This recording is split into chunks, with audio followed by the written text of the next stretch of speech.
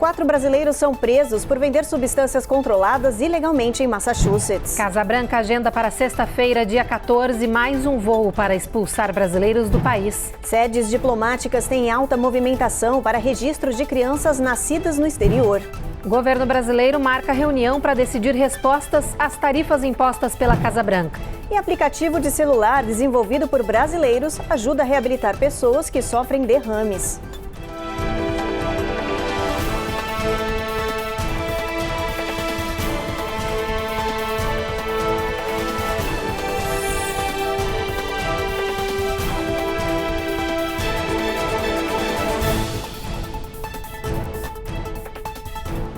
Boa noite.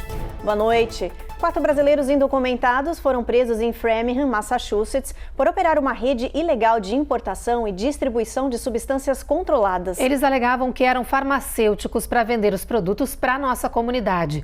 Os remédios ilegais eram trazidos pelo correio do Brasil sem autorização. O site da Procuradoria de Justiça de Massachusetts divulgou a prisão dos 4 brasileiros indocumentados. Douglas Reis de Souza, de 40 anos, Deckne Marcos de Carvalho Reis, de 33, Dequimara de Carvalho Reis, de 34 e Vandiscléia Ferreira de Souza Guimarães, de 41. Os 4 já compareceram ao Tribunal Federal aqui em Boston, onde foram formalmente acusados de conspiração para possuir e vender substâncias controladas ilegais de uma marca falsa do Brasil para a nossa comunidade em Framingham. Eles permanecem presos. Uma nova audiência foi marcada para amanhã, dia 13 de março. Segundo as investigações, os produtos que eram importados do Brasil pelo correio e chegavam no país sem transporte adequado ou autorização. Pelo menos 24 pacotes com dezenas de substâncias controladas foram apreendidas pelo Serviço de Inspeção Postal dos Estados Unidos, como morfina, por exemplo. Se condenados, os brasileiros podem pegar até 20 anos de prisão, liberdade supervisionada e multas pesadas. Além disso, eles estarão sujeitos à deportação após o cumprimento de suas sentenças. E o governo norte-americano já definiu quando será o 5º voo do ano para deportar brasileiros daqui dos Estados Unidos. O voo está marcado para esta sexta-feira, segundo informações do Sistema de Voos Programados da Agência Nacional de Aviação Civil, a ANAC. Novamente, os brasileiros serão deportados em um voo fretado pela Casa Branca, operado pela GlobalX, que planeja alocar um Airbus A320 com capacidade para 180 passageiros. A previsão é de que no dia 14, como de costume, o voo decole de Alexandria, faça uma escala de reabastecimento em Porto Rico e siga até o Aeroporto Internacional Pinto Martins, em Fortaleza, no Ceará. Após a chegada à capital cearense, a expectativa é de que a Força Aérea Brasileira leve os deportados até o Aeroporto Internacional de Belo Horizonte, em Minas Gerais. Nas últimas semanas, os consulados brasileiros nos Estados Unidos têm visto uma alta movimentação para registro de crianças nascidas no exterior. O Itamaraty não confirma essa informação, mas o motivo seria o medo da deportação dos pais e a permanência das crianças aqui nos Estados Unidos. O entre-sai dos consulados brasileiros ficou mais intenso, segundo funcionários de algumas sedes diplomáticas nos Estados Unidos. É que a nova política migratória do governo Trump disparou o medo entre muitos moradores da comunidade de serem presos, deportados e separados dos filhos que nasceram nos Estados Unidos e podem ficar sozinhos no país, com risco de parar no sistema de adoção. É que sem registro e sem passaporte brasileiro, as crianças não podem embarcar com os pais de volta ao nosso país. Uma importante colunista também destacou que pelo menos 11 consulados brasileiros registraram essa corrida nas sedes diplomáticas e afirmou que essa movimentação aumentou pelo menos 10 vezes agora no mês de março. O Itamaraty não confirmou essa informação e também não revelou os dados de registros de crianças nos Estados Unidos. Mas desde que o presidente Donald Trump tomou posse e implantou o atual programa de deportação de imigrantes indocumentados, os consulados brasileiros passaram a divulgar vídeos e orientações aos cidadãos para registrarem o mais rápido possível os filhos nascidos no exterior. Isso é uma forma de prevenção e uma garantia que a sede diplomática vai poder atuar e prestar apoio às famílias que necessitarem. Caso contrário, a assistência consular fica de mãos atadas e não terá jurisdição sobre a criança, que fica sujeita às leis americanas. Esse registro de nascimento pode ser feito independentemente da idade da criança. Sim, nos últimos quase 2 meses, né? Porque a gente ainda nem fez 2 meses que o presidente Trump é presidente. tem acontecido um aumento de clientes nossos atuais que estão em processos de asilo, ou então pessoas que já passaram por consulta e não têm muito recurso. Todos eles querem informação de como registrar seus filhos que nasceram nos Estados Unidos no consulado brasileiro. Então, tem muitas pessoas correndo atrás disso, né? E a importância desse documento, desse registro com o consulado, é porque garante a dupla cidadania, né, dessas crianças. Mas, no quesito de deportação, esse registro não facilita essa parte de união das crianças com os seus pais, se os pais forem presos para serem deportados.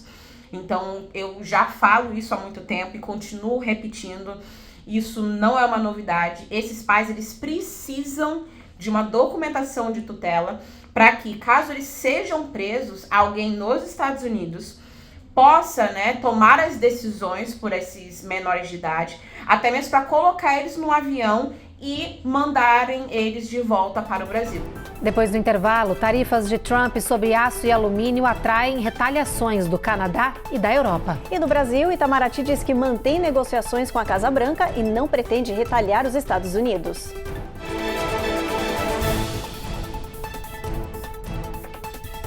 Américas no Ar. Oferecimento Uninter, a melhor faculdade para brasileiros nos Estados Unidos. Acesse uninteraméricas.com e inscreva-se já. Sendwave. Envie dinheiro para o Brasil sem taxas de envio. Aproveite $15 com o código promocional RECOR15 no seu primeiro envio. Ruth, repete comigo. Se inscreve no canal. Ativa o sininho. Ativa o sininho. Deixa seu like. Deixa seu like. E faz um comentário. Faz um comentário. Entendeu? Faz você também.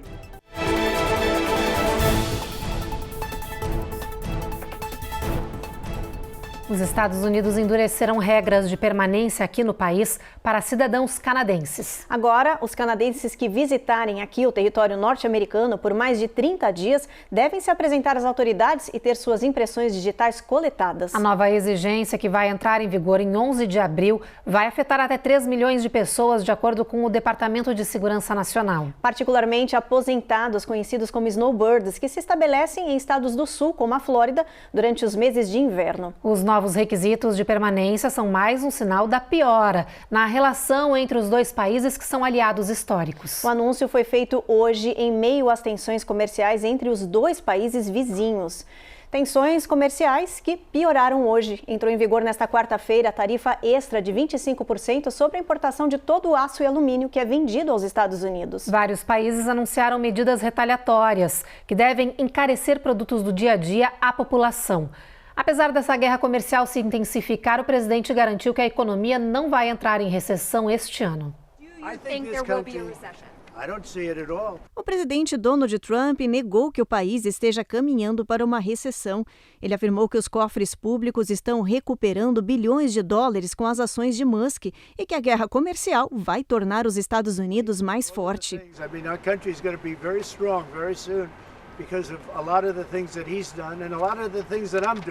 Em um encontro comercial em Washington, D.C., Trump disse que não estava preocupado com as novas tarifas de 25% sobre o aço e alumínio que entraram em vigor hoje. Alegou que eram taxas justas e igualitárias e que essa medida era positiva, já que iria trazer de volta ao país indústrias e empregos. I think number two, the tariffs are having a tremendously positive impact. They will have, and they are having. We have car companies that are not building in Mexico now, they're building in the United States. Mas a nova rodada de taxas divide as opiniões dos especialistas. Alguns defendem que a decisão será boa para os Estados Unidos. Já outros destacam que pode provocar a desaceleração da economia e também apontam que pode ser perigoso flertar com a recessão. Absolutely. This is going to be a self-owned recession if it comes on the table. And it's really disappointing to see the president of the United States flirt with causing a recession.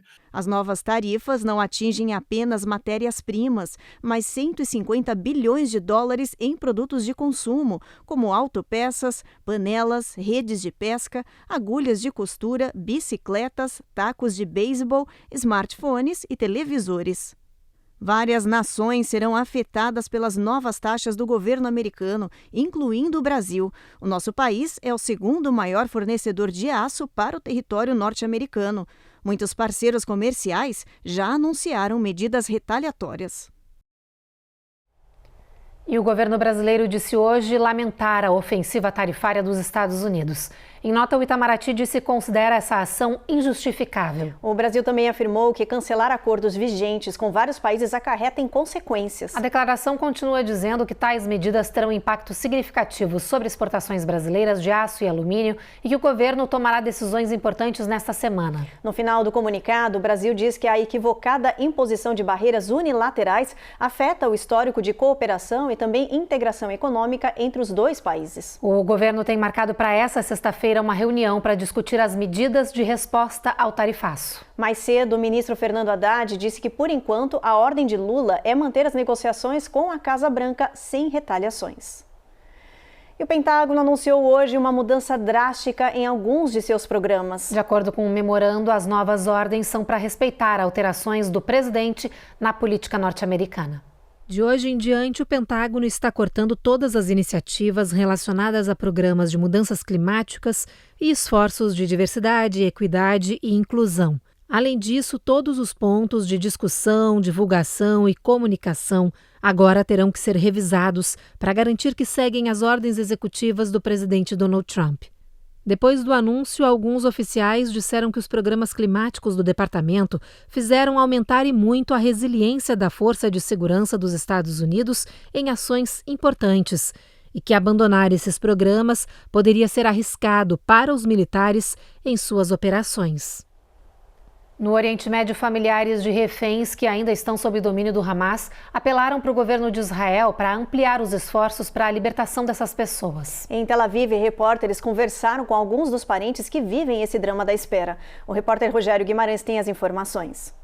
Parentes latinos dos reféns que estão em cativeiro na faixa de Gaza falaram com jornalistas nesta quarta-feira aqui em Tel Aviv. Eles pedem o apoio da comunidade internacional para a libertação dos 59 reféns que estão sob o domínio dos terroristas do Hamas.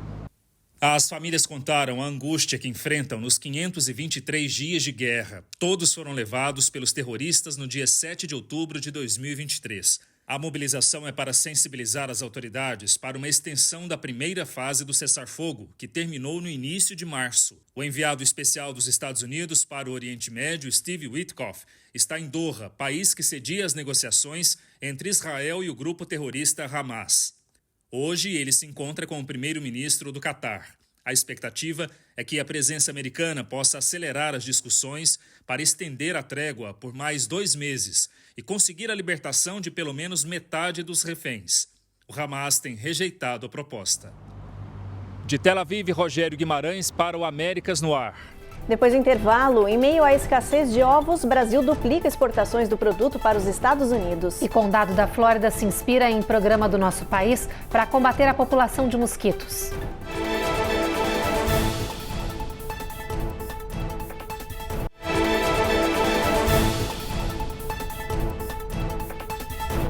Um projeto de lei da Flórida quer exigir que os alunos do ensino fundamental aprendam a escrever em letra cursiva. O motivo é por causa das tecnologias. Hoje, muitas crianças têm dificuldade de escrever com papel e caneta, e isso traz malefícios ao desenvolvimento.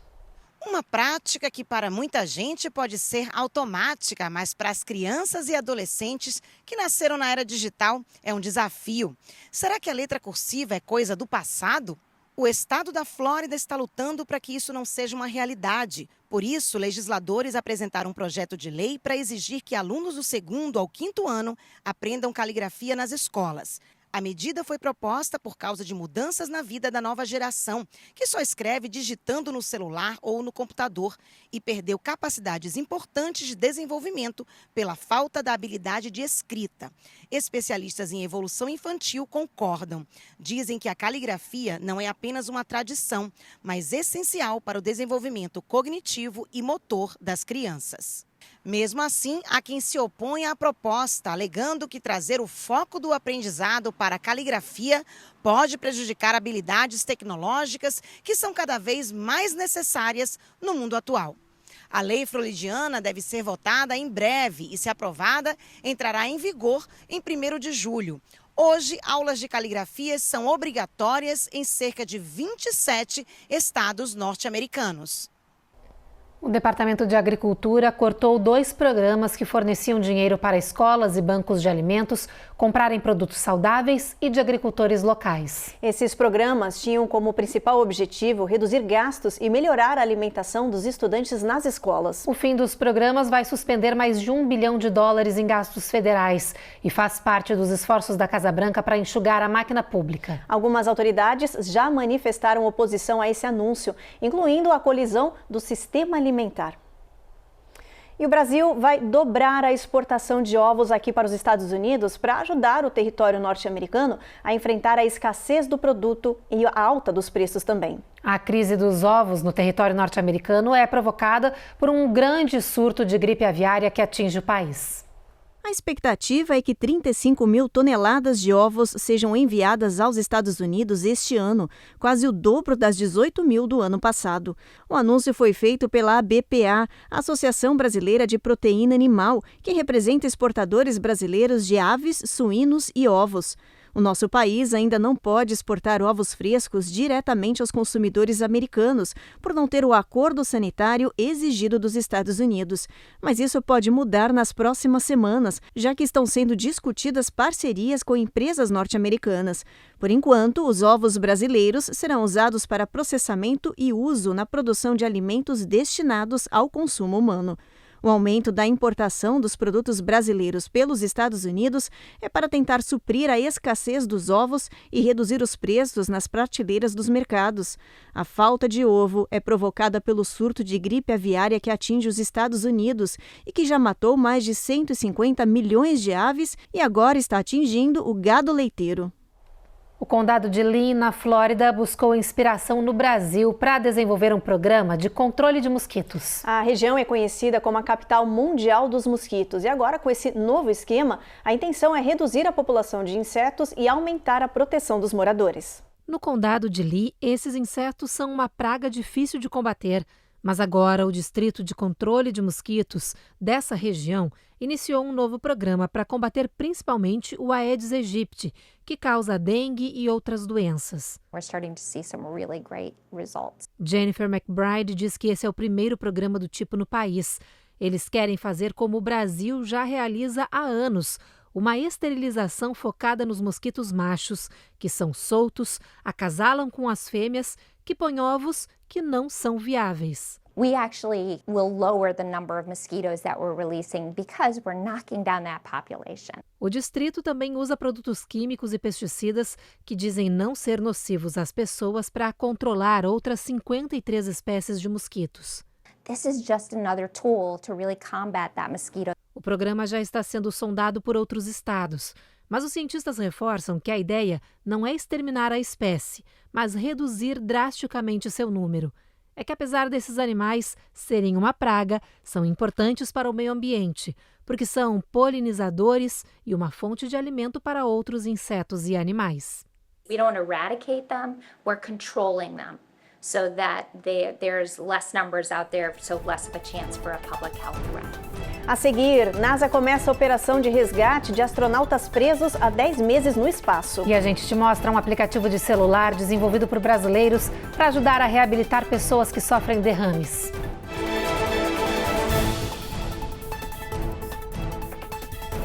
Américas no Ar. Oferecimento Uninter, a melhor faculdade para brasileiros nos Estados Unidos. Acesse uninteraméricas.com e inscreva-se já. Sandwave. Envie dinheiro para o Brasil sem taxas de envio. Aproveite $15 com o código promocional RECOR15 no seu primeiro envio.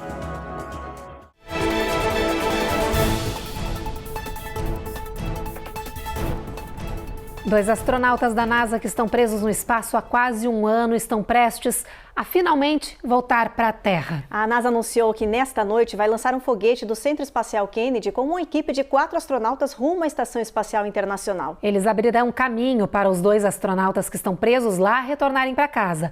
A dupla, que deveria ter passado só 10 dias em uma missão no espaço, acabou passando cerca de 10 meses lá. Isso aconteceu porque a nave espacial deles, da Boeing, apresentou problemas e deixou de ser segura o suficiente para retornar com os astronautas para a Terra. Desde então, os 2 estão na Estação Espacial Internacional internacional esperando que a NASA mande uma outra espaçonave para resgatá-los. Se tudo der certo com a operação que começa hoje, a dupla deve aterrissar na costa da Flórida dentro de alguns dias. Vamos dar uma olhadinha no nosso mapa, ver a previsão do clima amanhã? A gente começa por Boston, por lá tem tempo encoberto, não tem sol ao longo do dia, mínima de 37. Nova York também, nuvens o dia inteiro, máxima de 45. Norfolk e Charlotte a gente tem tempo encoberto, Atlanta tem tempestade ao longo do dia. Já na Flórida a gente tem sol em Jacksonville, Tampa e Miami, máxima nessa região de 79 graus. New Orleans tem previsão de chuva ao longo do dia, Houston tempo encoberto com máxima de 89. O sol chega brilhando bastante em San Antônio, elevando a máxima para 95. Já em El Paso, as nuvens aparecem, tempo um pouco mais ameno, mínima 45, máxima 75. Em Albuquerque, um friozinho de 34 como mínima. Em Phoenix, previsão é de tempestade, assim como Los Angeles, mínima de 42 em ambas as regiões. E segue chovendo, mas sem trovoadas na faixa de Las Vegas até São Francisco.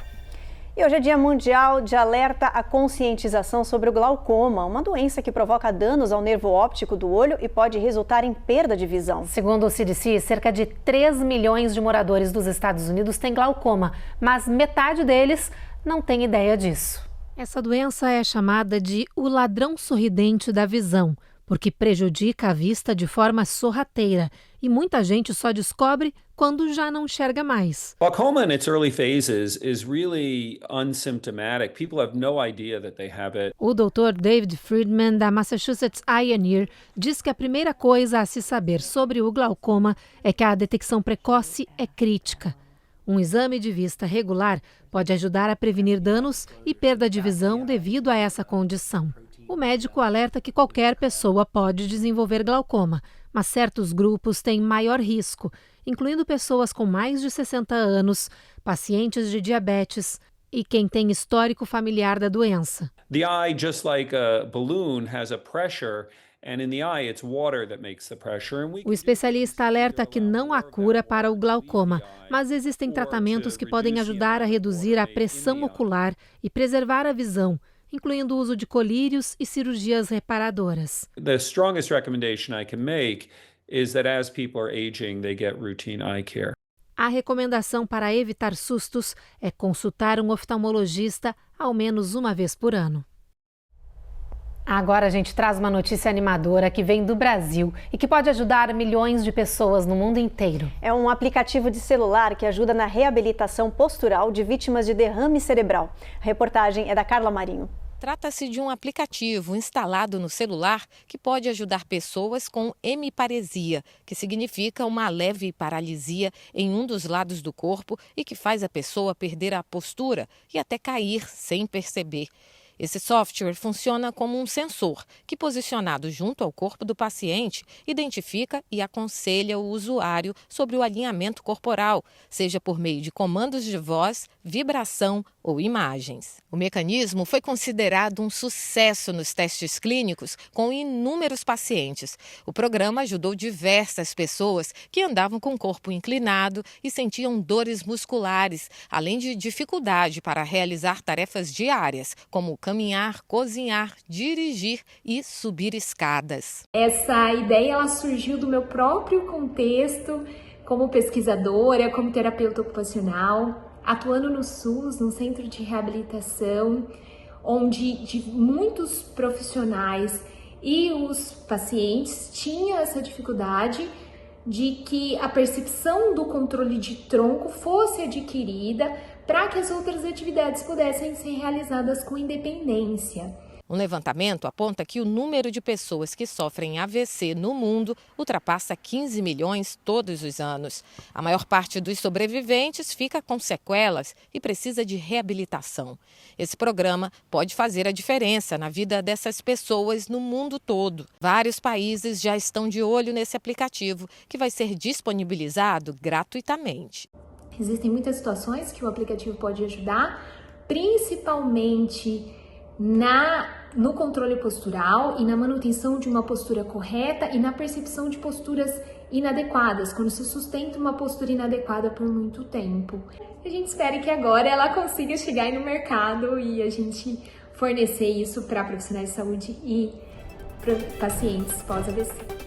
E o Jornal Américas no Ar, então, termina agora. A gente agradece a sua companhia e te espera de novo amanhã. Uma boa noite. Boa noite.